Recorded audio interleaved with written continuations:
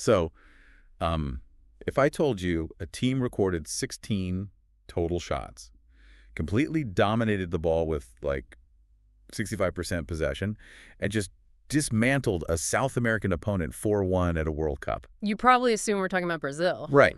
Exactly. Yeah. You'd think Brazil or, I don't know, maybe a massive European juggernaut like France or Spain. Yeah, definitely not the U.S. Exactly. Yeah. But what if I told you I actually was talking about the United States? Yeah. Because for their 2026 World Cup Group D opener, the U.S. men's national team, I mean, they didn't just win. They completely redefined what an American soccer team is supposed to look like on the global stage. It really was a paradigm shift. I mean, we were just so used to seeing the U.S. operate as this, plucky underdog. The grinded out guys. Yeah, the team that relies on sheer physical effort to just survive against more technically gifted opponents. But this match against Paraguay, it was something entirely different. It really was. It was calculated, it was lethal, and honestly, it was just dominant. So today, we are giving you a massive deep dive. We're opening up the hood on this historic 4-1 victory. We've pulled together this giant stack of sources to give you a true 360-degree view. A whole picture. Yeah. Right. We're looking at match reports from Goal.com, FOX Sports, The Guardian, Sports Illustrated, and the Lasco Press. Plus, fan reactions and tactical breakdowns from a bunch of sports podcasts. Because honestly, just reading that 4-1 final score on your phone, it only tells a tiny fraction of the story. Exactly. Our mission today is to actually figure out the mechanics of this transformation. Like, how did the U.S. suddenly turn into this attacking powerhouse? Right, and what did Mauricio Pochettino's highly anticipated tactical debut actually look like in practice? Yes, and most importantly, what does all of this tell us about their realistic World Cup hopes moving forward? Well, let's start by just setting the scene because, you literally cannot ignore the emotional context of this game. Oh, absolutely not. The energy was insane. The environment at SoFi Stadium in Los Angeles was just electric. You had a sold-out crowd, right? 70,492 people. Wow. Yeah, and the sources describe the atmosphere as having this crazy rock concert vibe. I can only imagine. Weston McKennie actually gave a really powerful quote after the match. He said that just hearing the fans sing the national anthem made him feel deeply, quote, proud to be American. That's awesome. He mentioned how it pushed that adrenaline even further, realizing this is my home, this is my country. You really cannot understate the psychological impact of hosting a World Cup. Right. But what is really fascinating here is how that pure, visceral emotion from the crowd translated directly into the actual physics of the match. How so? Well, sometimes a massive home crowd can make a host nation play tight, They get burdened by the pressure and the fear of making a mistake in front of their own fans. And whipping the steering wheel too tight. Exactly. But here, the U.S. used that adrenaline to completely overwhelm Paraguay from the opening whistle. They absolutely suffocated them. In just the 7th minute, the U.S. takes the lead, and the sequence that led to it was just incredibly fast. Blistering. It starts with defender Alex Freeman, right? He launches this massive 100-yard pass out of the back. Beautiful ball. McKennie gets it. He combines with Christian Pulisic out wide, gets the ball back, and then just fires across into the box toward Fuller and Belligan. But he doesn't quite get there, right? Right. It deflects off Paraguay's midfielder, Damian Bobadilla, and goes into the net for an own goal. Man, for Paraguay, a team playing in their first World Cup since 2010, by the way, that is the absolute definition of nightmare start. Total nightmare. But for the U.S., it just blew the roof off the stadium. It set the tone for this blistering first half where they ultimately scored 3 goals. Which is actually a huge historical milestone. FOX Sports pointed out that the last time the U.S. scored 3 goals in the first half of a World Cup match was, wait for it, the famous 2002 upset over Portugal. Oh, wow. The game that sparked their legendary run to the quarterfinals. Exactly. But I actually want to push back on this 7th-minute goal for a second. I lay it on you. Because I think a lot of casual observers might look at an own goal where a defender accidentally kicks it into his own net and say, well, the U.S. didn't really earn that. They just got lucky. Sure, people say that all the time. Right. So doesn't relying on a catastrophic defensive error to kickstart your offense kind of mask the fact that they didn't actually create a clean shot on that play? Think of it like boxing. If a fighter comes out throwing a wild flurry of punches in the first 10 seconds and the opponent just trips over their own feet trying to block, it looks like a slip. But it was forced by the pressure, right? That is a perfect analogy, and it's a completely fair question. But if we look at the actual mechanics of the play, you have to credit the pressure. You make your own luck at this level. Right. The sheer speed and intent of that movement, starting from that massive diagonal ball from Freeman, it instantly put Paraguay on their heels. Oh. When you force an opposing defense into a state of total panic inside their own penalty box, mistakes are going to happen. So you're saying the speed itself is what forced the error? Precisely. The U.S. dictated the tempo so aggressively that Bobadilla was reacting to a crisis rather than defending a structured play. That's scrambling. Exactly. His body positioning was totally chaotic because the U.S. moved the ball faster than the Paraguayan defense could rotate. That isn't dumb luck, Yeah. That is the direct result of applying overwhelming geographical pressure on the pitch. I love that phrase, geographical pressure, because that concept brings us right into the tactical side of this deep dive. Oh, this is the bad part. Right. That fast start wasn't just raw adrenaline. It was the direct result of Pochettino's brand new system. I mentioned earlier that the statistical dominance here is staggering for a U.S. team at a World Cup. It really is. They had 65% possession. They completed 85% of their passes. They took 16 total shots. And here's the most telling statistic of all. Their expected goals, or XG, was just 1.35. Wait, okay, break that down for us, because not everybody spends their weekend staring at soccer analytics. Fair enough.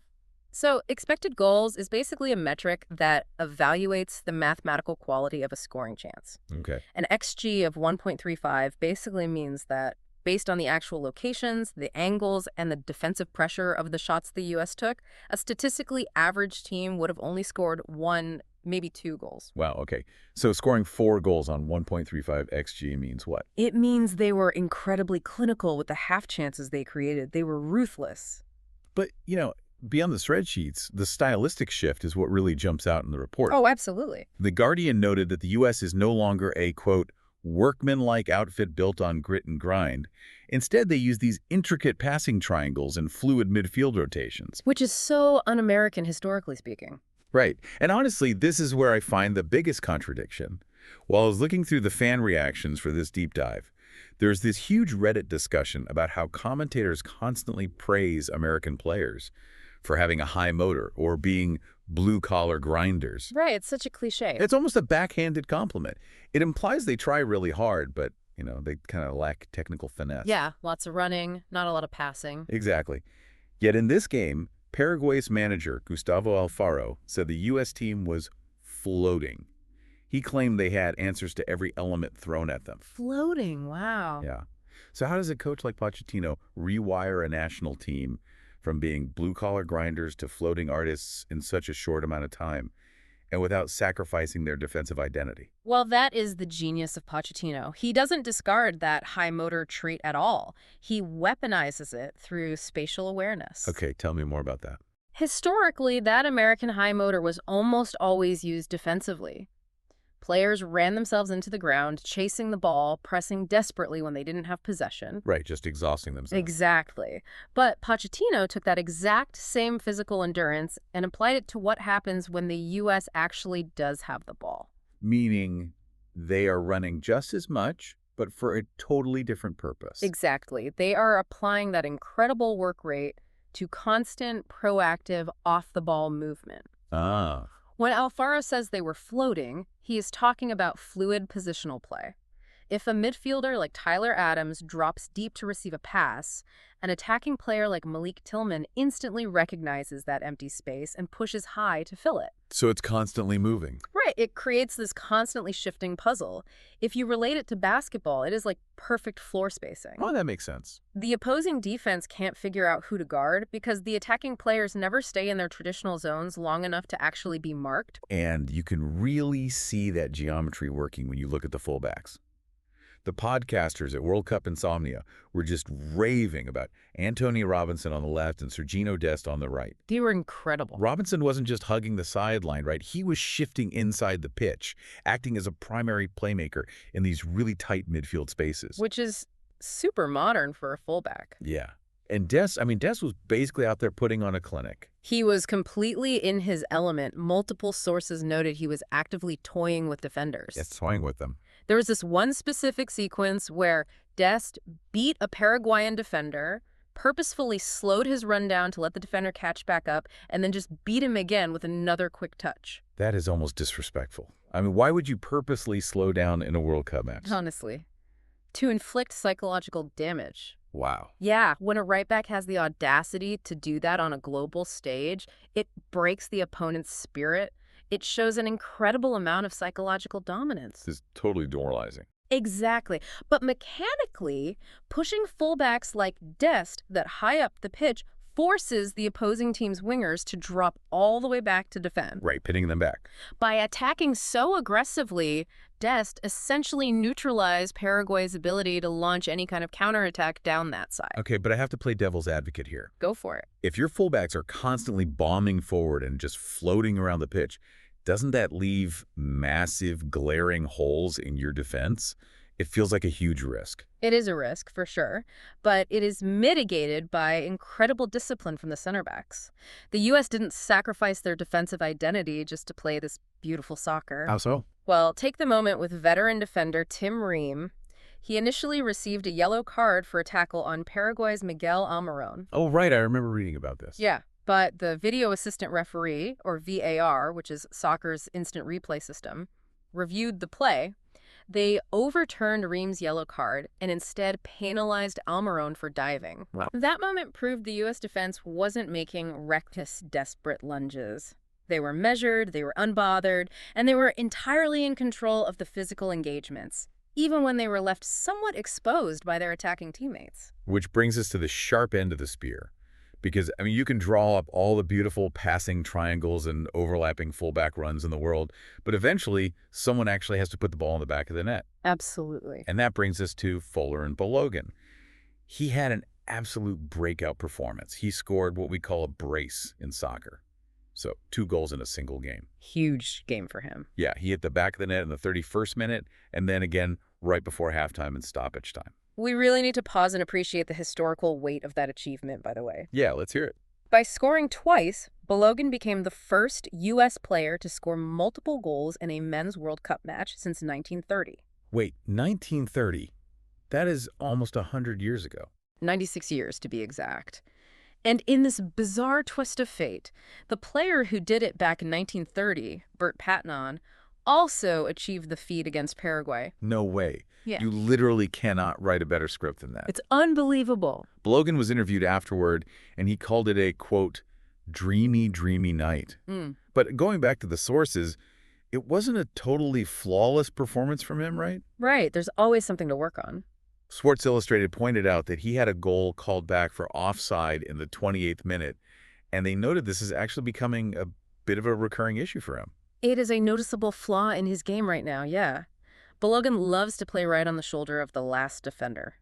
He is incredibly eager to break behind the defensive line. Always pushing the limit. Exactly.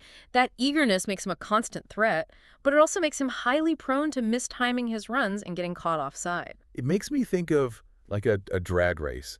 Imagine you were driving a high-performance sports car with a wildly powerful engine. Okay, I'm with you. You are sitting at the starting line, revving the engine, but you are so eager to launch that you jump the red light before it turns green. Yeah. You get disqualified. Right. That is Balogun jumping offside. Yeah. But the moment he actually times the green light perfectly, the acceleration is so fast that nobody can catch him. That analogy perfectly captures his style of play. When he times his run and stays on side, his finishing is just surgical. It really is. Just look at the mechanics of his second goal. He receives the ball, drives aggressively into open space, executes this incredibly sharp cutback past a sliding defender, and smashes the ball into the top corner. It was gorgeous. That requires an elite level of composure. But, to use your analogy, to time that green light perfectly, the sports car needs someone to hit the gas pedal at the exact right millisecond. Ah, yes. Balogun needs a conductor to deliver the ball to him, which brings us to Christian Pulisic. The absolute ringleader of this offense. I mean, Pulisic set a new record for career assists in USMNT World Cup history in this game. Which is huge. He now has 3, having set up Balogun's first goal perfectly. He was just dazzling in that first half. Yeah. But then, right at halftime, the collective breath of the entire nation caught in its throat. Pulisic was subbed off. Yeah, that was a scary moment. The initial reports indicated he took a kick in the calf. Ouch. But Pochettino confirmed in the post-match press conference that taking him out was purely precautionary, just to avoid any long-term risks. Pulisic himself told the media he hopes he'll be fine in a few days. But let's assume the worst for a second, just to understand the system. Okay. If Pulisic is the engine of this offense, can the U.S. actually survive later in this tournament if this calf injury turns out to be more than just a minor knock? That question really exposes the fragility of Pochettino's new tactical setup. Think of Pulisic like Jupiter in the solar system. Jupiter, okay. Yeah, he has so much gravitational pull on the pitch that 2, sometimes 3 defenders are constantly caught in his orbit. They're absolutely terrified of what he can do with the ball. Right, their eyes are glued to him. Exactly. That gravity physically pulls defenders out of position, which is exactly what creates the wide open space for players like Balogun, McKennie, and Dest to exploit. So it's not just about what Pulisic does with the ball. It's about the sheer fear he creates without it. Precisely. If you remove Pulisic from the equation, the opposing defense doesn't have to compress around him. They can stay wider, they can cover the flanks more effectively, and suddenly all those beautiful passing triangles the U.S. was using become a lot tighter and much harder to execute. Because there's less space. Exactly. The U.S. has young talent on the bench, certainly, but nobody who alters the fundamental geometry of the pitch quite like Pulisic does. Which we actually saw play out in real time, didn't we? The 3-0 euphoria of the first half gave way to a much more subdued, grounded second half. It was definitely a shift. It was a massive reality check. It reminded the team and the fans that tournament soccer is a marathon, not a sprint. Yeah, without Pulisic on the field and with Balogun being subbed off in the 72nd minute, the U.S. offense undeniably lost its clinical edge. You can see it. The passing tempo dropped off significantly. And Paraguay capitalized on that drop in intensity almost immediately. Yeah, Mauricio scored a consolation goal for Paraguay in the 73rd minute. He found this rare patch of open space inside the U.S. box and just fired it past the keeper. Right. So I want your expert read on this second half. Paraguay looked totally overwhelmed for 45 minutes. But the second the U.S. took their foot off the gas, Paraguay found space and scored. They did. Was that drop in tempo just smart, pragmatic tournament management, resting your stars when you were up by 3? Or did it reveal a genuine lack of depth that a more dangerous team could easily exploit? It's a delicate balance, but analyzing Pochettino's history as a manager leans heavily toward pragmatism. Okay.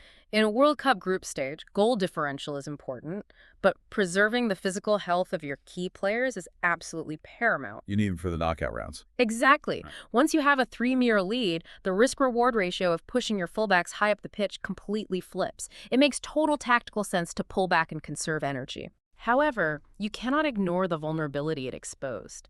The fact that Paraguay found the space to score the very moment the U.S. lowered their intensity is a red flag. A pretty big one. Yeah. Against a top-tier European or South American team, conceding that kind of space in the midfield wouldn't result in a single consolation goal. It could lead to a rapid, multi-goal collapse. Which perfectly explains why Pochettino was not letting anyone celebrate too hard in the locker room. He's all business. Seriously. Yeah. His post-match mentality was really fascinating to read about. He praised the collective effort over any single player's performance. And more importantly, he has this underlying philosophy that he has repeated to the press. Anything short of reaching the World Cup final is, quote, not a success in his mind. Wow. He was actively warning the team to stay humble after a 4-1 win. That psychological shift might be his most significant contribution to the program so far. How so? Well, historically for the United States, simply getting out of the group stage, or maybe pulling off a lucky upset to reach the quarterfinals, was considered the defining metric of a successful tournament. Right, the just happy to be here mentality. Exactly. By stating publicly that the goal is the final, Pochettino is completely rewiring their baseline expectations. He is telling them that dismantling Paraguay isn't the mountaintop, it is literally just the first step on the trail. And the next step on that trail is Australia. The U.S. will face them in Seattle next.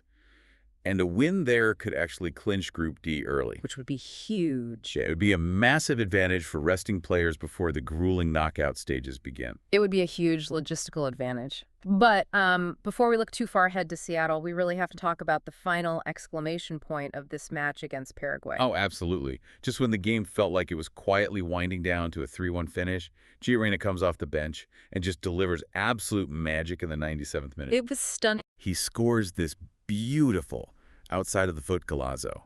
which is just a spectacular highlight reel goal Oh. to seal the 4-1 victory. It was a massive statement, not just for Reyna personally, to silence any lingering doubters about his role in the squad, Right. but for the history books. That 97th minute strike officially cemented the record for the most goals the U.S. has ever scored in a single men's World Cup game. It was just the perfect bow on a historic night in Los Angeles. But as we wrap up today's deep dive, I think it leaves you with a really fascinating tactical question to mull over as this tournament progresses. Oh, definitely. The U.S. men's national team just proved, beyond a shadow of a doubt, that they can play beautiful, dominant, floating soccer. But they did it when the pressure was entirely on them as the home favorite against an overmatched opponent where they controlled 65% of the ball. Right, they dictated the terms of engagement from the very first minute. Exactly. But when they inevitably advance to the knockout stages, and they face a true global superpower, a team where the U.S. will not have the luxury of 65% possession, what happens then? That's the million-dollar question. Will this expressive, intricate new style hold up when they are the ones being pressured and forced to defend for long stretches? Or will they be forced to abandon Pochettino's beautiful geometry and revert to their old, gritty, counter-attacking roots just to survive? It really is the ultimate test of their tactical evolution. Playing beautiful soccer when you have the ball is one thing. Maintaining that identity when you don't is what separates good teams from world champions. We will find out soon enough. We certainly will. Thank you so much for joining us for this deep dive into the numbers, the tactics, and the history behind this match. Keep exploring the strategy of the beautiful game, keep questioning the narratives, and we will see you next time.